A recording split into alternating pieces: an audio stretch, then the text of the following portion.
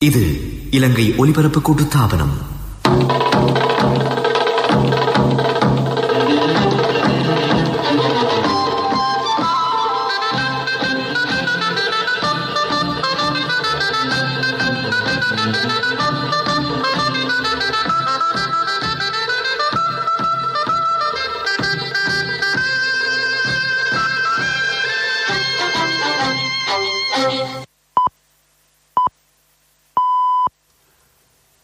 நேரம் 6 மணி.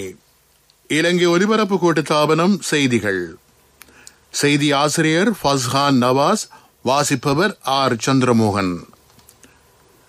கிராமத்துடனான சுமூகமான கலந்துரையாடல் என்ற வேலை திட்டத்தின் 11வது கட்டம் புத்தளத்தில் இன்று இடம்பெற உள்ளது. நாட்டின் அரசியல் அமைப்புக்கு அமைவாகவே உள்நாட்டின் பிரச்சினைகளுக்கு தீர்வு காணப்பட வேண்டும் என்று வெளிவிவகார அமைச்சர் அறிவித்துள்ளார். ஆசிரியர் அதிபர் சம்பள முரண்பாட்டை நீக்குவது தொடர்பான ஆணைக்குழுவின் அறிக்கை கல்வி அமைச்சரிடம் சமர்ப்பிக்கப்பட்டுள்ளது. ஆக கூடுதலான கொரோனா தடுப்பூசிகள் நேற்று ஏற்றப்பட்டுள்ளன. பாகிஸ்தான் பிரதமர் அடுத்த வாரம் இலங்கை வர உள்ளார். சர்வதேச நெருக்கடிக்கு தீர்வு காண அமெரிக்கா ஒத்துழைப்பு வழங்கும் என்று வலியுறுத்தப்பட்டுள்ளது. கிராமத்துடனான சுமூகமான கலந்துரையாடல் என்ற வேலை திட்டத்தின் 11வது கட்டம் புத்தளத்தில் இன்று இடம்பெற உள்ளது. ஜனாதிபதி கோட்டபாய ராஜபக்ச நிகழ்வில் பிரதம அதிதியாக கலந்து கொள்வார். புத்தளம் பலிகம நெலும் கிராமத்தில் இது இடம்பெற உள்ளது. தமக்கு ஏற்பட்டுள்ள நெருக்கடிகளை ஜனாதிபதியிடம் நேரடியாக தெரிவிப்பதற்கான வாய்ப்பும் மக்களுக்கு கிடைக்கிறது. பின்தங்கிய கிராமங்களைச் சேர்ந்த மக்களின் வாழ்வாதாரத்தை மேம்படுத்துவதற்காக இவ்வாறான 10 நிகழ்ச்சிகள் ஏற்கனவே நடைமுறைப்படுத்தப்பட்டுள்ளமை குறிப்பிடத்தக்கது. நாட்டின் அரசியல் அமைப்புக்கு அமைவாகவே உள்நாட்டு பிரச்சினைகளை தீர்ப்பது அவசியம் என அமைச்சர் தினேஷ் குணவர்தன தெரிவித்துள்ளார். ஜெனீவா மனித உரிமைகள் பேரவையில் சமர்ப்பிக்கப்பட்டுள்ள மனித உரிமை மீறல்கள் தொடர்பாக ஆராய்வதற்கென 4 நீதியரசர்கள் தலைமையில் ஜனாதிபதி ஆணைக்குழு ஒன்று நியமிக்கப்பட்டுள்ளது. நல்லாட்சி அரசாங்கம் இலங்கையின் அரசியலமைப்புக்கு எதிராக மனித உரிமைகள் பேரவையில் சமர்ப்பிக்கப்பட்ட யோசனைக்கு இணை அனுசரணை வழங்க முன்வந்ததாகவும் வெளிவிவகார அமைச்சர் தினேஷ் குணவர்தனா சுட்டிக்காட்டினார். பாடசாலை அதிபர்கள் மற்றும் ஆசிரியர்களின் சம்பள முரண்பாடுகளை நீக்குவதற்காக நியமிக்கப்பட்ட குழுவின் அறிக்கை அமைச்சர் பேராசிரியர் GL பீரிஸிடம் கையளிக்கப்பட்டுள்ளது. நீண்டகால நெருக்கடிக்கு இதன் மூலம் தீர்வு காண்பதற்கான வாய்ப்பு கிடைக்கும். ஆசிரியர்களின் குறைந்தபட்ச சம்பளத்தை 10,000 தொடக்கம் 35,000 வரை அதிகரிப்பதற்கான பரிந்துரைகளை இந்த குழு மேற்கொண்டிருக்கிறது. நீங்கள் கேட்டுக்கொண்டிருப்பது இலங்கை ஒலிபரப்பு கூட்டுத்தாபனத்தின் செய்திகள். HTMC ஸ்மார்ட் கோல்ஸ் குறுகிய காலத்தில் பெரிய பெரிய டார்கெட்டுகள்.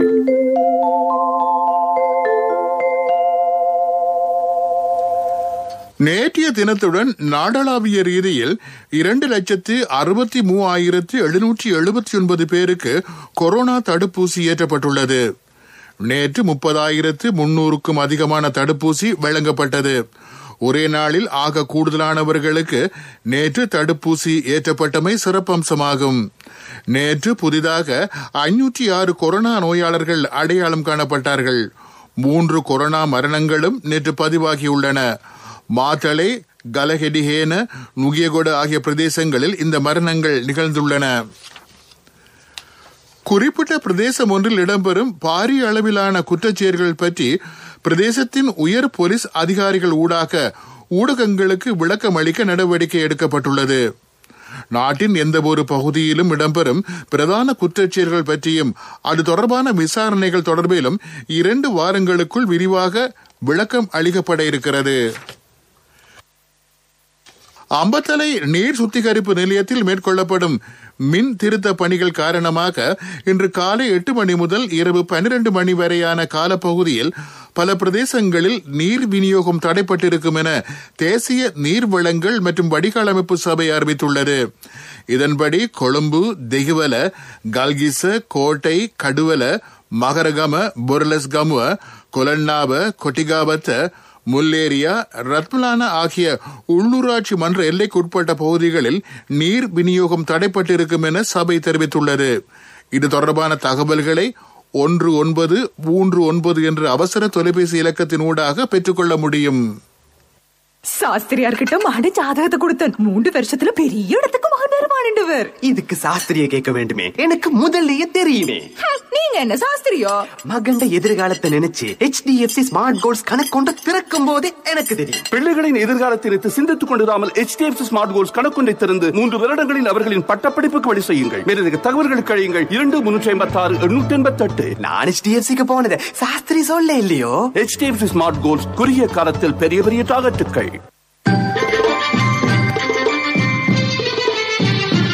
பிரதான செய்தி வழங்குவோர் ஒவ்வொரு வீட்டிலும் இருக்க வேண்டிய வீட்டு வைத்தியர் சித்தாலேப.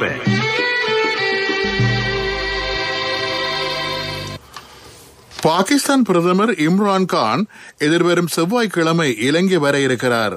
பிரதமர் மஹிந்த ராஜபக்சவின் அழைப்பிற்கமைய பாகிஸ்தான் பிரதமர் இலங்கைக்கான 2 நாள் விஜயத்தை மேற்கொள்ள இருக்கிறார். ஜனாதிபதி கோட்டபாய ராஜபக்ச, பிரதமர் மஹிந்த ராஜபக்ச ஆகியோரை அவர் சந்தித்து பேச உள்ளார். வர்த்தகம், முதலீடு, ராஜதந்திர தொடர்புகள் உட்பட பல்வேறு விடயங்கள் பற்றியும் இதன்போது ஆராயப்பட இருப்பதாக வெளிவிவகார அமைச்சு வெளியிட்டுள்ள அறிக்கையில் தெரிவிக்கப்பட்டுள்ளது. பாகிஸ்தான் வெளிவிவகார அமைச்சர் ஷா மெஹமூத் குரேசி, பாகிஸ்தான் முதலீட்டாளர்கள் உட்பட பலரும் இந்த விஜயத்தில் இணைந்து கொள்ள இருக்கிறார்கள்.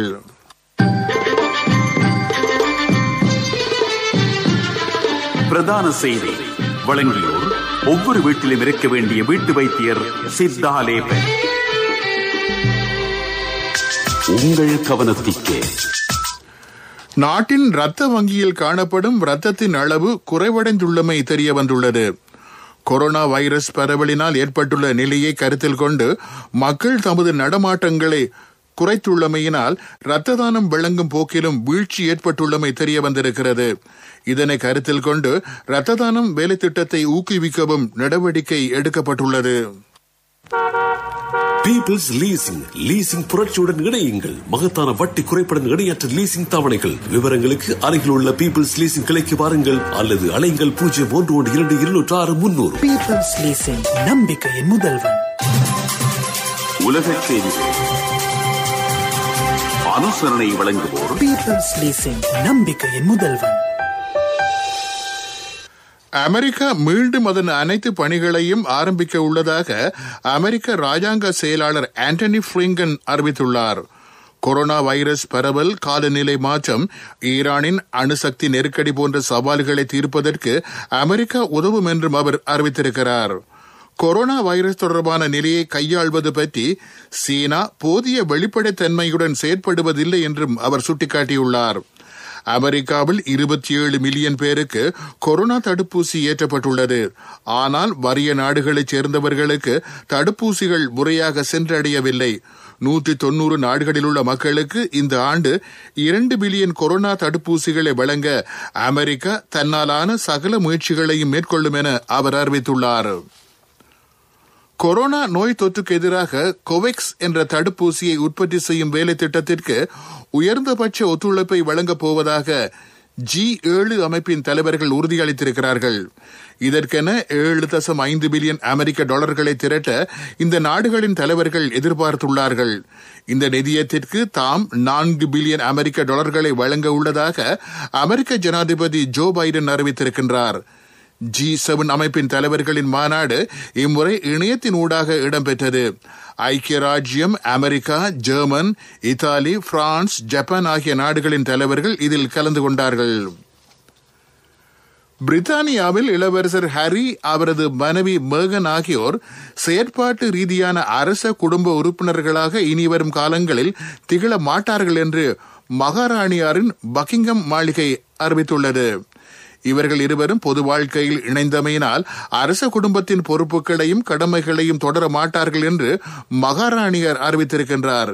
இவர்கள் செயற்பாட்டு ரீதியாக கடமையில் ஈடுபடாவிட்டாலும் அரச குடும்பத்தின் அன்புக்குரியவர்களாக திகழ்வார்கள் என்றும் பக்கிங்ஹாம் மாளிகை வெளியிட்டுள்ள அறிக்கையில் குறிப்பிடப்பட்டுள்ளது. உலகச் செய்திகள் கேட்டீர்கள். பீப்பிள்ஸ் லீசிங் புரட்சியுடன் இணையுங்கள். மகத்தான வட்டி குறைப்புடன் இணையற்ற லீசிங் தவணைகள். விவரங்களுக்கு அருகில் உள்ள பீப்பிள்ஸ் லீசிங் கிளைக்கு வாருங்கள் அல்லது அலைங்கள் 0112206 பீப்பிள்ஸ் லீசிங், நம்பிக்கையின் முதல்வன். அபிவிருத்தி செய்திகள்.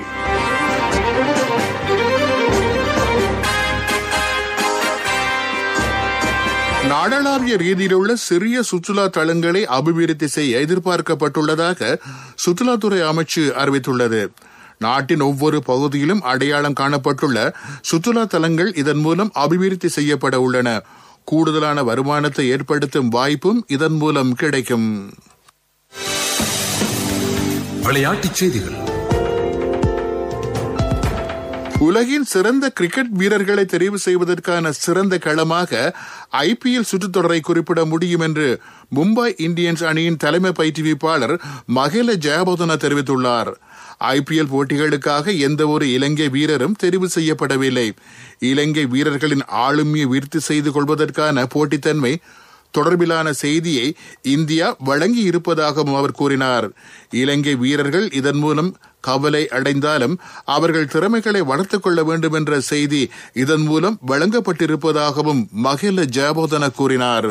முதலாம் தரத்திற்கு சேரவிருக்கும் சின்னம் சிறார்களுக்கு தேசிய சேமிப்பு வங்கியின் ஹப்பன் கணக்கின் ஊடாக 1000 ரூபாய் சேமிப்பு, நாடு தழுவிய பரந்த கிளைகள் மற்றும் உப தபால் காரியாலய வலையமைப்பின் ஊடான கொடுக்கல் வாங்கல் செய்யும் வசதி. வர்த்தக செய்தி அனுசரணை. தேசிய சேமிப்பு வங்கி, உங்கள் பணத்திற்கு பாதுகாப்பான இடம். உள்நாட்டில் ஸ்மார்ட் கை தொலைபேசி உற்பத்திகளை துரிதப்படுத்துமாறு இலங்கை தொலைத்தொடர்புகள் ஒழுங்குறுத்தல் ஆணைக்குழு மைக்ரோ எலக்ட்ரானிக் என்ற நிறுவனத்திடம் கோரிக்கை விடுத்துள்ளது. இந்த நிறுவனம் உள்நாட்டு ஸ்மார்ட் போன்களை உற்பத்தி செய்ய விருப்பம் தெரிவித்த நிலையில் இந்த கோரிக்கை விடுக்கப்பட்டுள்ளது. தென்கொரிய நிறுவனம் ஒன்றுடன் இணைந்து மைக்ரோ எலக்ட்ரானிக் நிறுவனம் இந்த வேலை திட்டத்தை முன்னெடுத்து வருகின்றமை குறிப்பிடத்தக்கது. வர்த்தக செய்தி அனுசரணை. தேசிய சேமிப்பு வங்கி, உங்கள் பணத்திற்கு பாதுகாப்பான இடம். 2021 ஆண்டில் முதலாம் தரத்திற்கு சேரவிருக்கும் சின்னம் சிறார்களுக்கு தேசிய சேமிப்பு வங்கியின் ஹப்பன் கணக்கின் ஊடாக 1000 ரூபாய் சேமிப்பு, அதிக வட்டி வீதம், சேமிப்பு கணக்கிற்கு 100% அரசு பாதுகாப்பு, புலமை பரிசில் பரீட்சைக்கான முன்னோடி வினாப்பத்திர கொத்து உட்பட நாடு தழுவிய பரந்த கிளைகள் மற்றும் உப தபால் காரியாலய வலையமைப்பின் ஊடான கொடுக்கல் வாங்கல் செய்யும் வசதி. நீங்களும் இன்றே உங்கள் செல்ல பிள்ளையின் எதிர்காலத்திற்காக ஹப்பன் கணக்கொன்றினை ஆரம்பியுங்கள். நிபந்தனைகளுக்கு உட்பட்டது. உங்கள் பணத்திற்கு பாதுகாப்பான இடம் தேசிய சேமிப்பு வங்கி. பொருளாதார செய்திகள் அனுசரணை. இப்போதான் சந்தோஷமா பள்ளிக்கூடம் போறாள். எல்லாம் நீங்கள் சைக்கிள் வாங்கி கொடுத்ததால. LOLC கிரெடிட் கார்டு இருந்ததால நினைச்ச உடனே வாங்கி கொடுக்க கூடியதா இருந்துச்சு. LOLC ஃபைனான்ஸ் கடன் அட்டை உங்களை மேலும் உயர்த்திட. சுய தொழிலில் ஈடுபட்டுள்ள கைப்பணி உற்பத்தியாளர்களின் உற்பத்திகளை ஏற்றுமதி சந்தைக்கு அறிமுகப்படுத்த இலங்கை கைப்பணி பேரவை எதிர்பார்த்துள்ளது. இவர்களுக்காக NBQ என்ற சான்றிதழ் பாடநெறி அறிமுகப்படுத்த பேரவை திட்டமிட்டுள்ளது. நாடளாவிய ரீதியில் 75 மத்திய நிலையங்களின் ஊடாக இது தொடர்பான வேலை திட்டம் நடைமுறைப்படுத்தப்பட உள்ளது. இப்போதான் சந்தோஷமா பள்ளிக்கூடம் போறாள். எல்லாம் நீங்கள் சைக்கிள் வாங்கி கொடுத்ததால. LOLC கிரெடிட் கார்டு இருந்ததால நினைச்ச உடனே வாங்கி கொடுக்க கூடியதா இருந்துச்சு. LOLC ஃபைனான்ஸ் கடன் அட்டை உங்களை மேலும் உயர்த்திட. காலநிலை அறிக்கை. காலி, மாத்தறை மாவட்டங்களில் இரவு நேரங்களில் மழை பெய்யும் சாத்தியம் காணப்படுவதாக வளிமண்டலவியல் திணைக்களம் அறிவித்துள்ளது. மத்திய சப்ரகமோ உவா மாகாணங்களிலும் காலி, மாத்தறை மாவட்டங்களிலும் காலை வேளையில் பனிமூட்டமான காலநிலை நிலவும்.